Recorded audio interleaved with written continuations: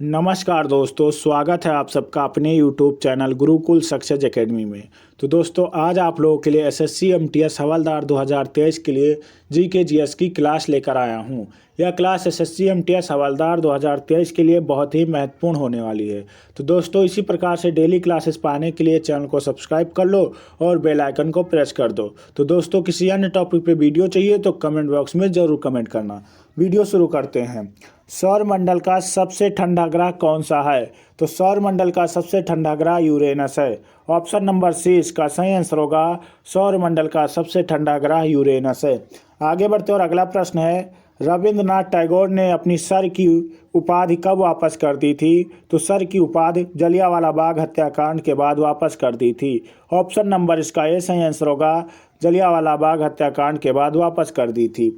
आगे बढ़ते और अगला प्रश्न है, भारत में बाघ को राष्ट्रीय पशु कब घोषित किया गया?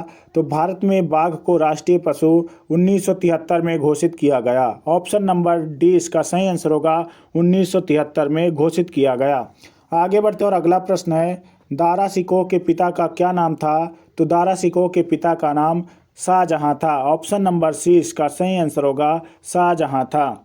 आगे बढ़ते और अगला प्रश्न है, मेजर ध्यानचंद खेल रत्न पुरस्कार में कितनी धनराशि से सम्मानित किया जाता है? तो मेजर ध्यानचंद खेल रत्न पुरस्कार में 25 लाख रुपये से सम्मानित किया जाता है। ऑप्शन नंबर 20 का सही आंसर होगा। 25 लाख रुपये से सम्मानित किया जाता है। आगे बढ़ते और अगला प्रश्न है, वेदों की ओर लौटो का नारा किसने दिया था? तो वेदों की ओर लौटो का नारा स्वामी दयानंद सरस्वती जी ने दिया था। ऑप्शन नंबर इसका ए सही आंसर होगा। स्वामी दयानंद सरस्वती जी ने दिया था।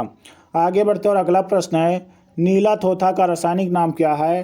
तो नीला थोथा का रासायनिक नाम कॉपर सल्फेट है। ऑप्शन नंबर 20 का सही आंसर होगा। नीला थोथा का रासायनिक नाम कॉपर सल्फेट है। आगे बढ़ते और अगला प्रश्न है, तार में सर्वाधिक मात्रा में पाया जाने वाला तत्व कौन सा है? तो तारे में सर्वाधिक मात्रा में पाया जाने वाला तत्व हाइड्रोजन है। ऑप्शन नंबर सी इसका सही आंसर होगा। तारे में सर्वाधिक मात्रा में हाइड्रोजन पाया जाता है। आगे बढ़ते और अगला प्रश्न है, सूर्य की बाहरी सतह का तापमान लगभग कितना होता है?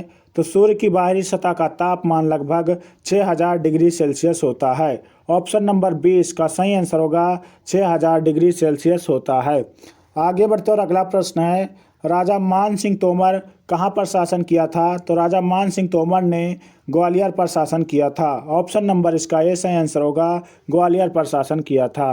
आगे बढ़ते और अगला प्रश्न है, पृथ्वी के क्रस्ट में सर्वाधिक मात्रा में किस तत्व की पाई जाती है? तो पृथ्वी के क्रस्ट में सर्वाधिक मात्रा ऑक्सीजन की पाई जाती है। ऑप्शन नंबर इसका ए सही आंसर होगा। ऑक्सीजन की पाई जाती है। आगे बढ़ते और अगला प्रश्न है, सिंधु घाटी सभ्यता की लिपि कौन सी है? तो सिंधु घाटी सभ्यता की लिपि अज्ञात लिपि है, अभी तक पढ़ा नहीं जा सका है। ऑप्शन नंबर सी इसका सही आंसर होगा। अज्ञात लिपि है। आगे बढ़ते और अगला प्रश्न है, गौतम बुद्ध के जन्म का प्रतीक क्या है? तो गौतम बुद्ध के जन्म का प्रतीक सांड है। ऑप्शन नंबर इसका सी सही आंसर होगा। गौतम बुद्ध के जन्म का प्रतीक सांड है और उनके घर त्याग का प्रतीक घोड़ा है। ऑप्शन नंबर इसका सी सही आंसर होगा। आगे बढ़ते और अगला प्रश्न है, भारतीय रिजर्व बैंक का राष्ट्रीयकरण किस वर्ष किया गया था? तो भारतीय रिजर्व बैंक का राष्ट्रीयकरण 1949 में किया गया था। ऑप्शन नंबर इसका ए सही आंसर होगा। 1949 में किया गया था। आगे बढ़ते और अगला प्रश्न है, अंतर्राष्ट्रीय बाघ दिवस कब मनाया जाता है? तो अंतर्राष्ट्रीय बाघ दिवस जो है वो 29 जुलाई को मनाया जाता है। ऑप्शन नंबर 20 का सही आंसर होगा। 29 जुलाई को अंतर्राष्ट्रीय बाघ दिवस मनाया जाता है। आगे बढ़ते और अगला प्रश्न है, भारतीय राष्ट्रीय अभिलेखागार की स्थापना किस वर्ष की गई थी? तो भारतीय राष्ट्रीय अभिलेखागार की स्थापना 1891 ईस्वी में की गई थी। ऑप्शन नंबर सी इसका सही आंसर होगा। आगे बढ़ते और अगला प्रश्न है, ओजोन परत कहाँ पाई जाती है? तो ओजोन परत समताप मंडल में पाई जाती है। ऑप्शन नंबर सी इसका सही आंसर होगा। ओजोन परत समताप मंडल में पाई जाती है। आगे बढ़ते और अगला प्रश्न है, भारतीय अशांति का जनक किसे कहा जाता है? तो भारतीय अशांति का जनक बाल गंगाधर तिलक को कहा जाता है। ऑप्शन नंबर 20 का सही आंसर होगा। भारतीय अशांति का जनक बाल गंगाधर तिलक को कहा जाता है। आगे बढ़ते और अगला प्रश्न है, दूसरी पंचवर्षीय योजना में किसको प्राथमिकता दी गई है? तो दूसरी पंचवर्षीय योजना में उद्योग को प्राथमिकता दी गई है। ऑप्शन नंबर 20 का सही आंसर होगा उद्योग को प्राथमिकता दी गई है। आगे बढ़ते और अगला प्रश्न है, अब तक भारत में कितनी बार वित्तीय आपातकाल की घोषणा की जा चुकी है? तो अब तक भारत में एक बार भी नहीं अब वित्तीय आपातकाल की घोषणा हुई है। तो दोस्तों वित्तीय आपातकाल की घोषणा भारत में अभी तक एक बार भी नहीं हुई है। ऑप्शन नंबर डी इसका सही आंसर होगा। आगे बढ़ते और अगला प्रश्न है, संविधान में मौलिक कर्तव्य किस संशोधन के द्वारा जोड़े गए हैं? तो संविधान में मौलिक कर्तव्य 44वें संविधान संशोधन के द्वारा जोड़े गए हैं। ऑप्शन नंबर सी इसका सही आंसर होगा 44वें संविधान संशोधन के द्वारा जोड़े गए हैं। अगला प्रश्न है, होम रूल आंदोलन किस वर्ष प्रारंभ किया गया था? तो होम रूल आंदोलन जो है 1916 में प्रारंभ किया गया था। ऑप्शन नंबर इसका बी सही आंसर होगा 1916 में प्रारंभ किया गया था। आगे बढ़ते और अगला प्रश्न है, मायोपिया का दूसरा नाम क्या है? तो मायोपिया का दूसरा नाम निकट दृष्टि दोष है। ऑप्शन नंबर इसका ए सही आंसर होगा निकट दृष्टि दोष मायोपिया का दूसरा नाम है। आगे बढ़ते और अगला प्रश्न है, विश्व की दूसरी सबसे ऊंची पर्वत चोटी K2 किस पर्वत श्रेणी में पाई जाती है? तो K2 जो है काराकोरम पर्वत श्रेणी में पाई जाती है। ऑप्शन नंबर सी इसका सही आंसर होगा काराकोरम पर्वत श्रेणी में पाई जाती है।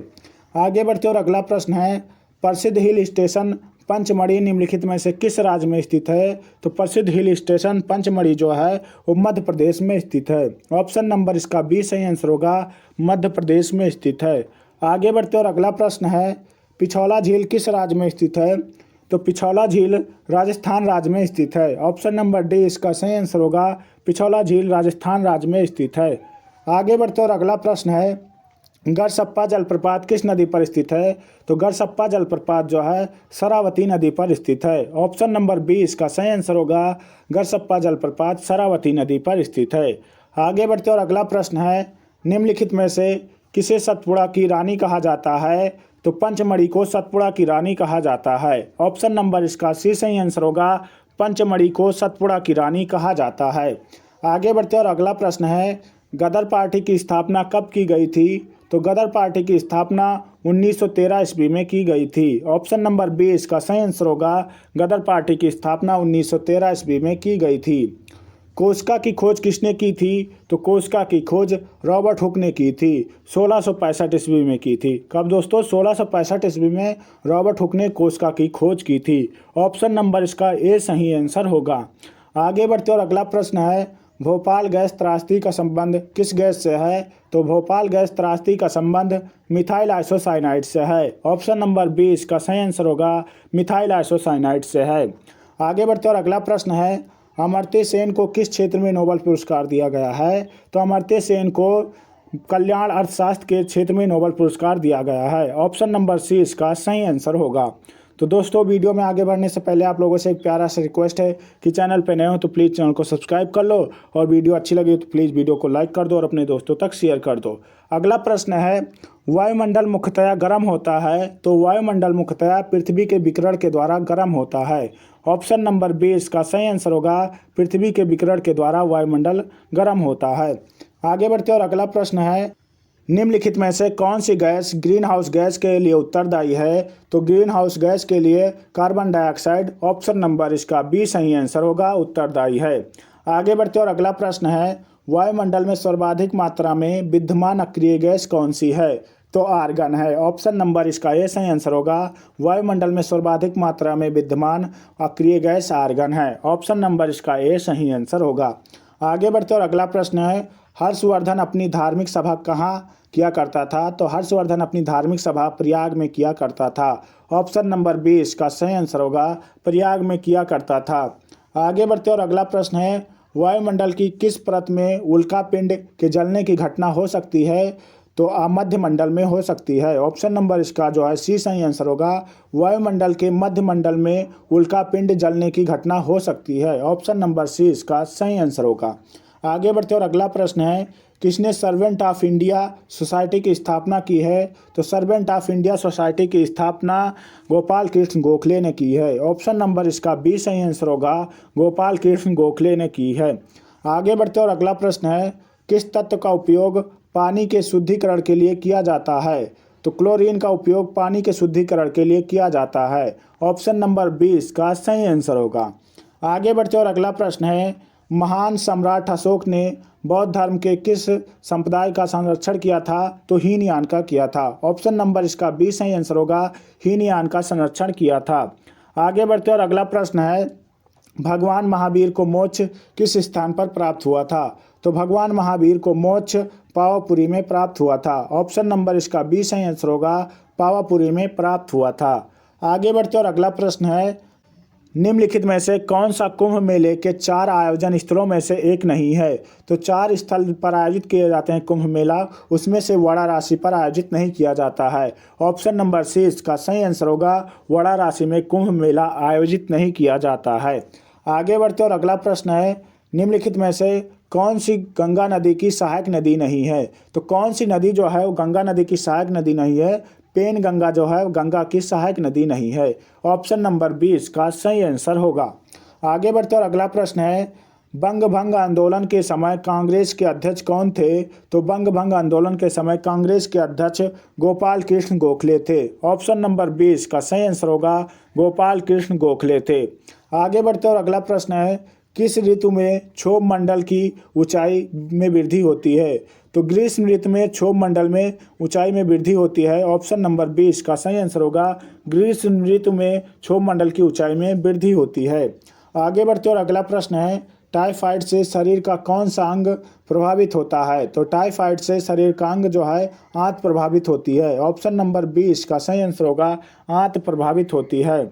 आगे बढ़ते और अगला प्रश्न है, इंद्रधनुष में कौन सा रंग नहीं दिखाई देता है? तो इंद्रधनुष में काला रंग नहीं दिखाई देता है। ऑप्शन नंबर इसका ए सही आंसर होगा, इंद्रधनुष में काला रंग नहीं दिखाई देता है।